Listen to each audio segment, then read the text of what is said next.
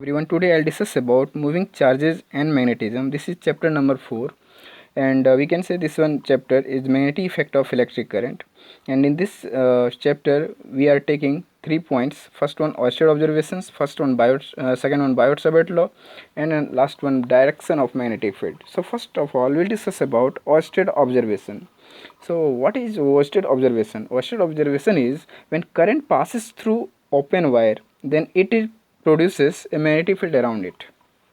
मतलब इसका सिंपल सा थ्योरी था कि when current passing through a conductor, किसी भी कंडक्टर पे के अराउंड यदि करंट पास हो रहा है कुछ इस टाइप से इसमें, तो उसके अराउंड, उसके सराउंडिंग में सर्कल टाइप का कुछ टाइप का मैग्नेटिक फील्ड उस पर डेवलप होता था। ठीक है, तो उसका एक्सपेरिमेंट किया था, जो एक्चुअली वो गलती से उसका ऑब्जर्वेशन कुछ और था, लेकिन गलती से उसको ये ऑब्जर्वेशन मिल चुका था। तो ये साइंटिस्ट ऑयस्टेड जो है उसने ऑब्जर्व किया कि एक सर्किट में करंट कुछ इस टाइप से पास करा रहा था, तो क्या देखा कि करंट इसमें पास कर रहा है और उसके अराउंड एक कंपास को रखा तो देखा कि कंपास में क्या हो रहा है, डिफ्लेक्शन हो रहा है। कंपास में डिफ्लेक्शन, इसका मतलब क्या है कि 100% हम लोग जानते हैं कि compass is a small magnet. यदि कंपास स्मॉल मैग्नेट है, ये कंपास जो है हमारा वो स्मॉल मैग्नेट है, और मैग्नेट को वही डिफ्लेक्ट कर सकता है, मैग्नेट को मैग्नेट ही डिफ्लेक्ट कर सकता है। तो एक्चुअली क्या है कि जब इसमें करंट पास हो रहा था, तो इसके अराउंड, इसके सराउंडिंग में यदि करंट पास हो रहा है, उसका सराउंडिंग यदि मैग्नेटिक फील्ड डेवलप होगा, तभी तो मैग्नेट को रिपेल या तो अट्रैक्ट कर सकता है। हम लोग जानते हैं ऑलरेडी कि मैग्नेट जो है सो उसके पास अट्रैक्शन प्रॉपर्टी होता है और as well as repulsion property भी होता है। वो डिपेंड करता है कि लाइक पोल और अनलाइक पोल जो भी है। ठीक है, तो वो कुछ इस तरह से देखा। ठीक है, कंपास को रखा, कंपास में डिफ्लेक्शन पाया, तो डिफ्लेक्शन पाने से उसको पता चला कि जब करंट किसी भी कंडक्टर से पास होता है तो उसके अराउंड क्या डेवलप होता है, मैग्नेटिक फील्ड डेवलप होता है। ठीक है, so this is the observation of Oersted. कुछ इसका ऑब्जर्वेशन था। तो एक्चुअली ये भी इसने देखा, क्या देखा कि इसको मतलब एक्सपेरिमेंट किस तरह से किया था, वो यदि जानना चाहो तो देख सकते हो कि वो क्या किया, कार्डबोर्ड लिया था और कार्डबोर्ड पे होल किया और उसके अंदर तार को क्रॉस इस तरह से पास कर दिया, और पास करने के बाद उसको सर्किट से मतलब बैटरी से जोड़ दिया तार को, तो तार में करंट फ्लो होना स्टार्ट हो गया। और इस कार्डवुड पे आयरन ओर्स को रख दिया, मतलब डायरेक्शन पता करना चाह रहा था, मतलब कि जो फील्ड बन रहा है वो किस तरह का बन रहा है। ये सर्कल तो हम बोले ना कि कंसेंट्रिक सर्कल टाइप से बनता है, इसके अराउंड बनता है, बट किस टाइप से बनता है उसको जानना था उसको। तो जानने के लिए क्या किया, कार्डवुड पे वो आयरन ओर्स को रख दिया, कुछ तरह से छिड़क दिया इसके ऊपर। और करंट जब इसमें पास हुआ तो देखा क्या वो कि यदि इस वायर में जब करंट इसमें पास किया, वो करंट कुछ मान लो इस तरह से जा रहा है, कुछ स्टेप से जा रहा है, तो देखा क्या कि इसके अराउंड, मतलब ये जब करंट इसमें पास हुआ तो ये आयरन ओर जो है, आयरन ओर्स, हम जानते हैं कि आयरन मैग्नेट जो है वो आयरन और ओर्स को अट्रैक्ट करता है अपनी ओर। तो क्या देखा कि इसके अराउंड इस तरह से कुछ बन गया आयरन ओर्स का अरेंजमेंट, कुछ स्टेप से आयरन ओर्स कुछ इस तरह से अरेंज हो गया, मतलब कॉन्सेंट्रिक सर्कल टाइप से अरेंजमेंट हो गया उसका। तो इससे क्या पता चला उसको कि जो इसके अराउंड जो मैग्नेटिक फील्ड बन रहा है वो किस तरह से बन रहा है, कंसेंट्रिक सर्कल टाइप से बन रहा है। मतलब इस वायर के अराउंड मैग्नेटिक फील्ड बन रहा है, मतलब जितना नियरेस्ट होगा इस वायर का, जितना नज़दीक होगा वो उसका मैग्नेटिक फील्ड उतना ही स्ट्रांग होगा, और जितना दूर होगा उसका मैग्नेटिक फील्ड उसके अकॉर्डिंग थोड़ा वीक होगा। ठीक है, तो कुछ टाइप से देखा गया। तो जो भी है, हम लोग को यहाँ पे सिर्फ इतना जानना है कि ऑयस्टेड का ऑब्जर्वेशन क्या था। ऑयस्टेड का ऑब्जर्वेशन सिंपल था कि वो यदि किसी भी कंडक्टर में करंट पास हो रहा है तो उसके अराउंड क्या बनेगा, उसके सराउंडिंग में हमारा मैग्नेटिक फील्ड डेवलप होता है। This is the theory of Oersted observation. ठीक है, बट ये सिर्फ इतने से क्लियर नहीं हुआ, इसको ये पता नहीं, ऑयस्टेड इतना ये चीज़ पता नहीं कर पाया कि यदि मैग्नेटिक फील्ड डेवलप हो रहा है तो कितना हो रहा है, how much magnetic field develop is there. मतलब यदि यहाँ पे किसी भी कंडक्टर में करंट पास हो रहा है और वहाँ पे मैग्नेटिक फील्ड बन रहा है, चलो ठीक है यहाँ तक, बट कितना मैग्नेटिक फील्ड बन रहा है, how much magnetic field develop on this conductor. तो उसके लिए हमारे नेक्स्ट साइंटिस्ट आए जिसका नाम था बायोट सावर्ट। तो ये बायोट जो है, बायोट-सावर्ट, उसने एक लॉ डेवलप किया, वो एक्सपेरिमेंटली ही है, मतलब प्रैक्टिकली वो भी फाउंड किए हैं उसको। तो देखते हैं कि इसका थ्योरी क्या था, और इसने मैग्नेटिक फील्ड एक्चुअली फाइंड किया कि कितना मैग्नेटिक फील्ड वहाँ पे डेवलप हो सकता है किसी भी एक कंडक्टर में, मतलब स्ट्रेट कंडक्टर में कितना मैग्नेटिक फील्ड डेवलप हो सकता है, कितना पॉसिबल है, वो प्रैक्टिकली इसको प्रूव किए थे। तो देखो यहाँ पे उसी को हम लोग डिस्कस करते हैं, बायोट-सावर्ट लॉ के नाम से ही ये थ्योरी है। तो क्या किए देखो, एक कंडक्टर ले कुछ उसी टाइप से, एक कंडक्टर स्ट्रेट वायर है, तो स्ट्रेट वायर है, उसको कुछ टाइप से हम अरेंज किए, और ये जो इस वायर का लेंथ है वो इनफाइनाइट है, infinite length of the straight wire. एक वायर है जो इनफाइनाइट लेंथ का है, ठीक है। तो उसके लिए क्या किए हो कि इसमें करंट पास करा दिए, इस तार में करंट देखो कुछ टाइप से मूव कर रहा है, ठीक है। और वो क्या किए इसमें, बोले कि ठीक है चलो हम किसी एक पॉइंट पे इस वायर के अराउंड, यदि इसके अराउंड मैग्नेटिक फील्ड बन रहा है तो एक पॉइंट कंसीडर कर लिए वो, और पॉइंट कहाँ कंसीडर कर लिए, इस जगह पे, इसके अराउंड ही तो है, तो इस पॉइंट को कुछ यहाँ पे कंसीडर कर लिए। और वो जो पॉइंट है, वो पॉइंट और वायर दोनों के बीच में जो एंगल बन रहा है वो कितना बन रहा है, थीटा बन रहा था, ठीक है। सारा प्रैक्टिकल वो किया हुआ उन्हीं का थ्योरी है, और उसी थ्योरी को हम यहाँ पे बताने की कोशिश कर रहे हैं। तो एक वायर लिए, एक पॉइंट यहाँ पे कंसीडर किए जिसका डिस्टेंस कितना था, आर था, आई मीन जिसका लेंथ कितना है, आर लेंथ पे एक पॉइंट कंसीडर किए, और ये वायर और इस पॉइंट के बीच में, मतलब ये जो पोजीशन वेक्टर आप देख सकते हो, पोजीशन वेक्टर और इस वायर के बीच में एंगल कितना बन रहा है, थीटा एंगल बन रहा है। उसके बाद हम वो इस पूरे वायर का एक साथ फाइंड नहीं किया, सबसे पहले स्मॉल एलिमेंट के लिए वो फाइंड किया कि मैग्नेटिक फील्ड एक स्मॉल एलिमेंट पे, मतलब इस पॉइंट पे कितना बन रहा है। मतलब क्या है कि देखो उसको स्मॉल एलिमेंट बनाएंगे तो छोटा छोटा इस तरह से बहुत सारा कट इसका होगा, कट पॉइंट, और कट पॉइंट को ही हम लोग क्या बोलते हैं, स्मॉल एलिमेंट। तो एक स्मॉल एलिमेंट को फाइंड, यहाँ पे देखे इस पॉइंट, इस छोटे छोटे कट को इस पॉइंट पे ही वो मान लिए कि this is the small element, यहाँ पे एक स्मॉल एलिमेंट कंसिडर कर लिए वो। तो इसमें करंट कितना पास हो रहा है, आई करंट पास हो रहा है, और इसका लेंथ कितना है, मान लेते हैं एल लेंथ का वायर है, तो एल लेंथ का वायर है, तो इस छोटे पॉइंट के लिए क्या होगा, डी एल होगा। तो इस आई, इसको मान लिए, इस पॉइंट को ही पूरा मान लिए आई डी एल, मतलब current passing through this one point I, और इसका लेंथ कितना है, डी एल, और इसको क्या नाम दिए देख सकते हो यहाँ पे, वेयर करके लिख दिए यहाँ पे, आई D L is the current element, उसका नाम दे दिए वो current element, I D L is the current element. आपको माइंड में रखना है कि आई डी एल को क्या नाम दिए हैं, करेंट एलिमेंट, मतलब इस पॉइंट, मतलब यहाँ का जो लेंथ है वो आई डी एल के बराबर है। करंट पास कितना हो रहा है, आई हो रहा है, और लेंथ उसका क्या है, डी एल लेंथ है। तो ideal is the current element, वो कंसीडर कर लिए कि उस पॉइंट को हम लोग करंट एलिमेंट मान लेते हैं। और थीटा क्या है, थीटा देख सकते हो यहाँ पे, थीटा के बारे में भी लिख दिए, angle between point and wire, हम वो चीज़ पहले बता दिए कि वायर और पॉइंट के बीच में क्या बन रहा है, एंगल थीटा, ठीक है। तो एक्चुअली प्रैक्टिकली क्या फाउंड किए, उसका क्या मतलब मैथमेटिकल एक्सप्रेशन था जो प्रैक्टिकली फाइंड कर चुके हैं। तो यहाँ पे देख सकते हो, डायरेक्ट आपको थ्योरी में लिखना पड़ेगा कि बायोट-सावर्ट लॉ में कि this theory is practically found that, मतलब यहाँ पे वो जो साइंटिस्ट ने इसको थ्योरी को जो भी मैथमेटिकल एक्सप्रेशन को दिया है वो डायरेक्ट दिया है, डायरेक्ट मतलब वहाँ पे लिखना पड़ेगा आपको, practically found that magnetic field due to small element at a point P, मतलब इस स्मॉल एलिमेंट, जो यहाँ पे स्मॉल एलिमेंट है, इस स्मॉल एलिमेंट से जो मैग्नेटिक फील्ड मेरा डेवलप हो रहा है इस पॉइंट के लिए, उसी को हम लोग को दिखाना है। और वो दिखाना क्या है, वो डायरेक्ट उसका एक्सप्रेशन दिया हुआ है, और वो एक्सप्रेशन कुछ इस टाइप से दिया हुआ है।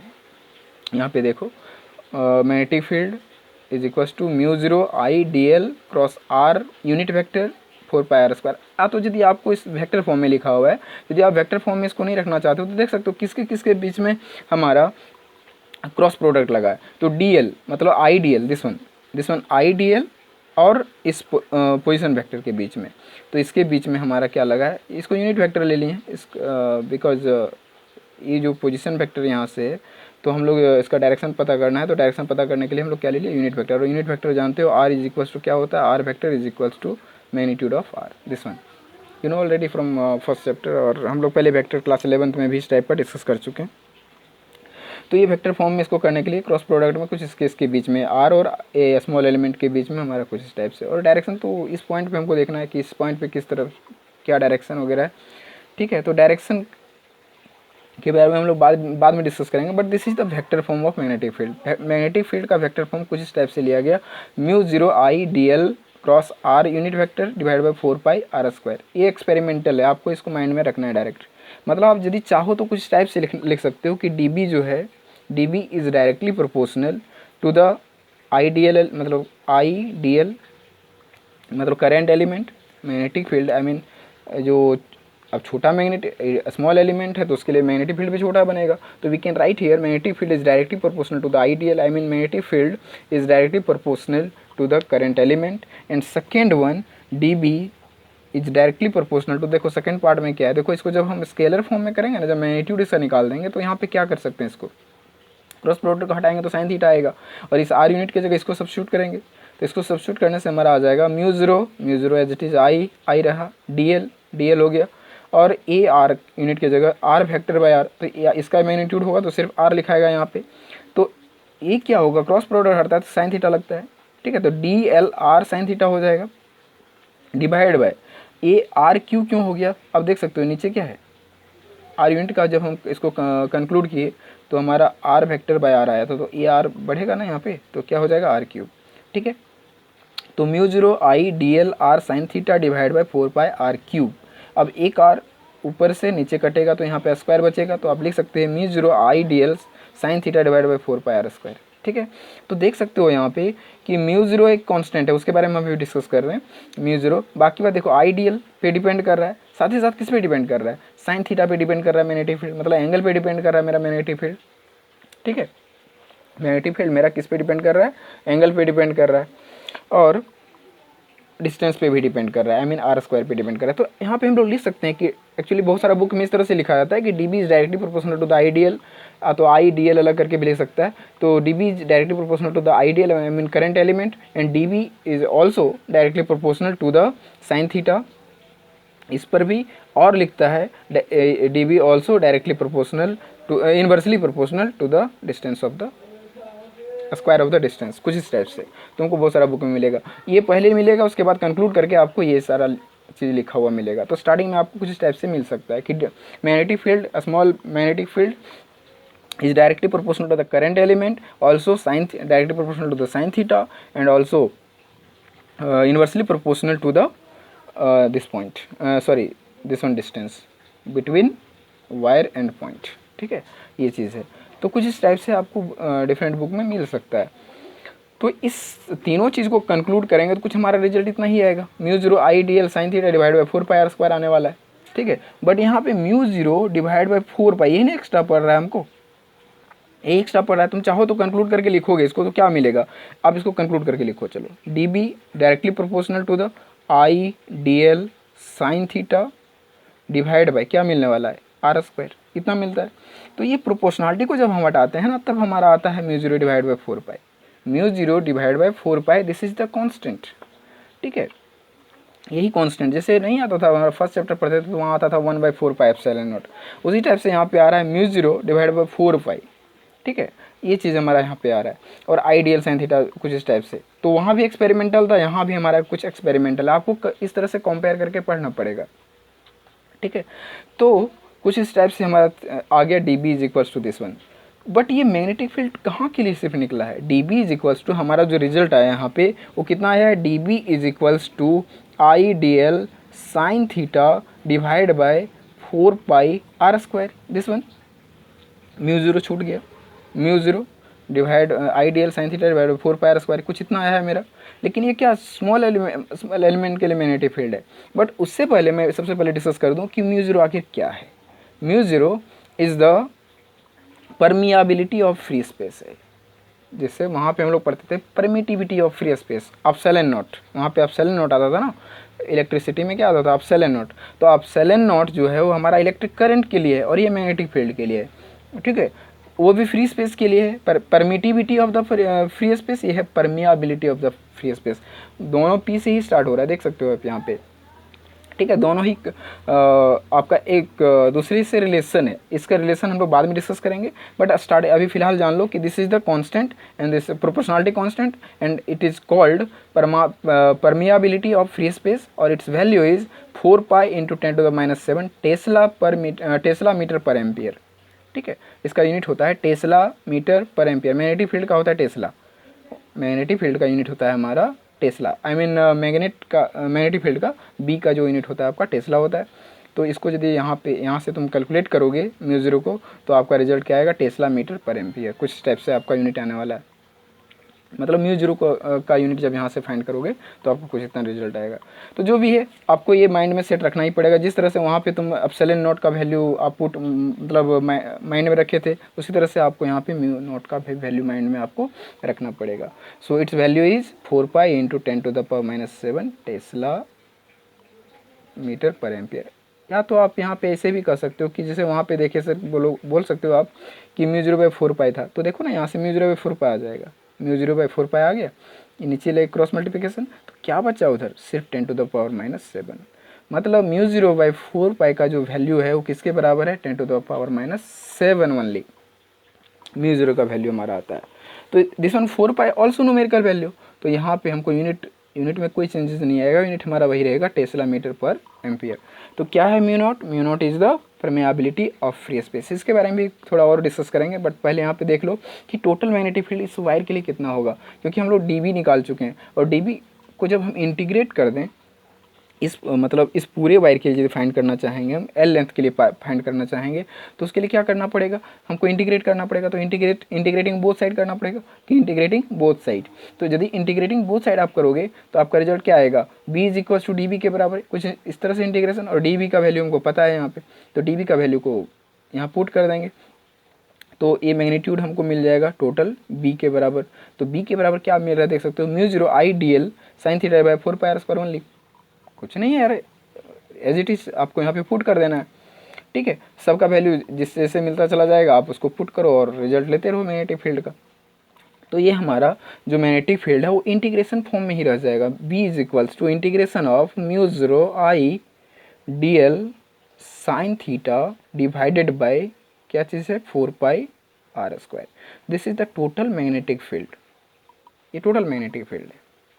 ठीक है, अब यहाँ पे तुम्हारा क्वेश्चन अराइज हो रहा होगा कि ये मैग्नेटिक फील्ड कहाँ पे ज़्यादा होगा, कहाँ पे ज़ीरो होगा, कहाँ पे कम होगा, ये सब तो उसके लिए केसेस हैं, स्पेशल केस। देखो साइन थीटा मतलब ये पूरा थीटा पे डिपेंड कर रहा है हमारा magnetic field, totally depends on this on the angle.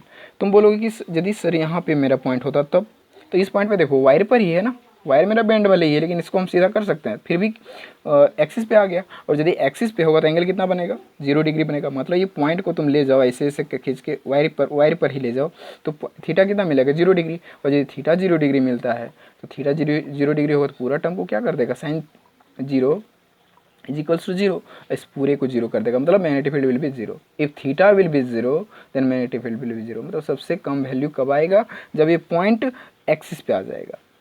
ठीक है, ये चीज़ माइंड में रखना आपको। और वही चीज़ इसके बगल में वायर से हट के ही थोड़ा क्यों ना आ जाए, इसके जस्ट बगल में क्यों ना आ जाए मैग्नेटिक मतलब ये पॉइंट, तो जैसे ही बगल में आएगा, और यदि ये 90 डिग्री बनाता है एंगल, यदि 90 डिग्री बनाता है वायर से 90 डिग्री एंगल यदि बनाता है, तो आपका रिजल्ट क्या आएगा, थीटा इज 90 डिग्री, मतलब साइन 90 का वैल्यू होता है 1, आई मीन मैक्सिमम वैल्यू। तो आपका मैग्नेटिक फील्ड क्या मिल जाएगा, मैक्सिमम।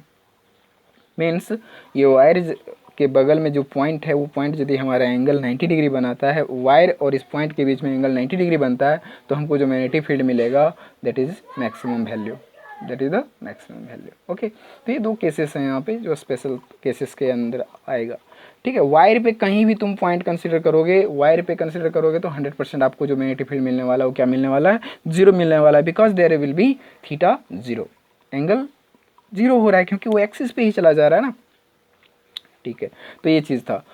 अब थोड़ा सा डिस्कस हम लोग कर लें यहाँ पे कि ठीक है चलो ये मैग्नेटिक, ये म्यू ज़ीरो और एप्सिलॉन नॉट के बीच में हम रिलेशन बोले थे कि रिलेशन है, वो रिलेशन क्या है, वो रिलेशन कुछ इस टाइप से, C is equals to root under, ये हम लोग पढ़ेंगे आगे, रिलेशन भी आगे पढ़ना है, ऐसे माइंड में ही सेट रखना पड़ेगा।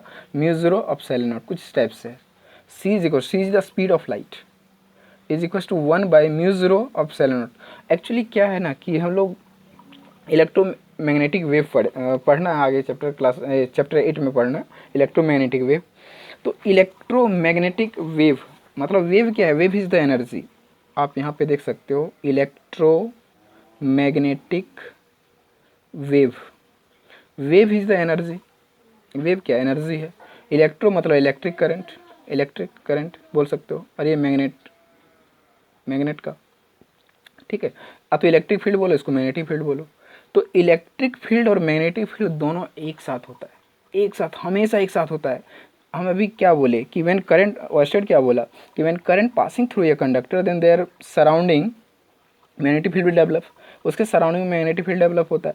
तो यदि ऐसा हो रहा है तो इससे क्या पता चल रहा है हमको कि करंट पास हो रहा है, मतलब इलेक्ट्रिक करंट है, आई मीन इलेक्ट्रिक फील्ड है वहाँ पे, और इलेक्ट्रिक फील्ड के अराउंड में क्या डेवलप हो रहा है हमारा मैग्नेटिक फील्ड, और कितना एंगल पे हो रहा है, मैक्सिमम कब बन रहा है 90 डिग्री पे, मतलब both are mutually perpendicular, both are mutually perpendicular है। तो एक तीसरा जो परपेंडिकुलर वहाँ पे हम यदि डेवलप उसी दोनों के ऊपर एक परपेंडिकुलर बना दें, उसी से हमारा लाइट डेवलप होता है, लाइट एनर्जी, जिसको हम लोग बोलते हैं इलेक्ट्रोमैग्नेटिक वेव। खैर वो हम लोग क्लास चैप्टर 8 में पढ़ेंगे, बस आपको बताने के लिए इस फार्मूला को बता दिए। फार्मूला बहुत ही इंपॉर्टेंट है, C is equals to 1/√μ0 epsilon not. यदि हम यहाँ पे ये दोनों का वैल्यू रख दें तो हमको सीधा डायरेक्ट मिल जाएगा 3 × 10⁸ मीटर पर सेकंड का वैल्यू मिल जाएगा। ठीक है, यदि इस दोनों का वैल्यू को रख दें, वैल्यू दोनों को आपको पता है, ठीक है, 8 पॉइंट समथिंग ये होता है, 8.8 × 10⁻12 होता है एप्सिलॉन नॉट का, और इसका वैल्यू होता है तुम्हारा μ0 का कितना होता है 4π × 10⁻7। ठीक है, ये दोनों वैल्यू को पुट करेंगे तो हमारा 3 × 10⁸ मीटर पर सेकंड कुछ आएगा वैल्यू। ठीक है, तो फिलहाल ये चीज़ यहाँ तक हो गया। अब हमारा लास्ट पॉइंट आता है डायरेक्शन ऑफ मैग्नेटिक फील्ड। ये डायरेक्शन हम लोग कैसे फाइंड करें, how to find direction of magnetic field. तो इसके लिए बहुत सिंपल है इसको जानना। डायरेक्शन यदि आपको फाइंड करना हो तो आपको पढ़ना पड़ेगा यहाँ पे right hand thumb rule, Maxwell right hand thumb rule. ठीक है, वो एक्चुअली क्लास 10th में ही पढ़ना था, लेकिन अब आप चाहो तो मेरा प्रीवियस लेक्चर क्लास 10th का लेक्चर वहाँ ओएस्टेड एक्सपेरिमेंट के नाम से बना हुआ है, ओएस्टेड ऑब्जर्वेशन के नाम से, आप उसको देखोगे तो वहाँ पे हम उस लेक्चर में डायरेक्शन के बारे में भी डिस्कस किए हैं, राइट हैंड थंब रूल के बारे में डिस्कस किए हैं, उसका बहुत सारा एग्जाम्पल्स है, आप चाहो तो उस लेक्चर को देख सकते हो। फिर भी मैं थोड़ा देर के लिए डिस्कस कर देता हूँ right hand thumb rule, right hand thumb rule के बारे में थोड़ा डिस्कस कर देता हूँ। राइट हैंड थंब रूल, इसी से हमको पता चलेगा direction, right hand thumb rule से। देखो ये राइट हैंड, ठीक है, ये मेरा थंब। यदि हम एक स्ट्रेट वायर की बात करें, अभी तो स्ट्रेट वायर के बारे में डिस्कस कर रहे हैं, तो स्ट्रेट वायर की बात करें तो व्हेन करंट पासिंग थ्रू, हम लोग सपोज करें कुछ टाइप से, ये जो नीडल है इसका नीडल की तरफ करंट मूव कर रहा है मान लो, तो ये नीडल किसके डायरेक्शन में है, दिस इज थंब के डायरेक्शन में। तो when current passing through this way, मतलब थंब के डायरेक्शन में यदि करंट है तो ये जो मेरा कर्ल है, आई मीन 4 फिंगर्स हैं, this one 4 fingers represent the direction of magnetic field. ये राइट हैंड थंब बताता है। Right hand thumb rule indicates that I mean current passing through this thumb, then direction of magnetic field will be in this 4 fingers। 4 finger हमको magnetic field बताएगा, तो ये thumb जो है सो क्या बताएगा, इलेक्ट्रिक करंट। तो देख सकते हो यहाँ पे कि ये हम कुछ इस टाइप से एक स्ट्रेट वायर लिए, दिस वन। ठीक है, तो आप यहाँ पे देखो इस तरह से रख दो ये, तो ये क्या है मेरा इन दिस डायरेक्शन, करंट हमारा कुछ इस टाइप से जा रहा है, ये वायर को देखना है और हाथ को यहाँ देख सकते हो ऐसे। तो हमारा मैग्नेटिक फील्ड जो है सो अंदर से बाहर की तरफ आएगा इस टाइप से, और इस साइड यदि देखें इधर से, मतलब इधर से ऊपर की तरफ आएगा और इस साइड अंदर की तरफ चला जाएगा। इससे क्या पता चल रहा है, यदि आउटवर्ड होता है ना, बाहर की तरफ आता है, तो उसको हम लोग सिम्बॉल में कुछ इस टाइप से रिप्रेजेंट करते हैं इस तरह से। ठीक है, और यदि वही चीज़ इन साइड जाता है ना, इन साइड फील्ड जब इन साइड जाएगा तो क्रॉस से दिखाते हैं, मतलब when current passing through this one conductor कुछ टाइप से पास होगा, तो हमारा जो अप साइड होगा, अप साइड वो कुछ अप साइड में हमारा आउटवर्ड होगा, मतलब यदि magnetic field will B outward, और यदि डाउनवर्ड की बात करें, नीचे की बात करें, तो हो जाएगा इनवर्ड। मैग्नेटिक फील्ड जो है इधर से एंटर करेगा, अंदर की तरफ जाएगा, और ऊपर से बाहर की तरफ निकलेगा, तभी तो सर्कल बनेगा। तुम चाहो तो देखो इस तरह से सर्कल बनेगा उस वायर के अंदर, तभी तो इस टाइप से कुछ बनाएगा सर्कल। ठीक है, और यदि आप बोलो कि कुछ इस टाइप से रहा वायर, तो मतलब वायर कुछ इस टाइप से रहेगा, तब तो ये भी तो इसी तरह से कुछ बनाएगा। तो वायर देखो कुछ टाइप से है, इस टाइप से, मतलब हम बोल सकते हैं यहाँ पे किधर से है, down to up, down to up.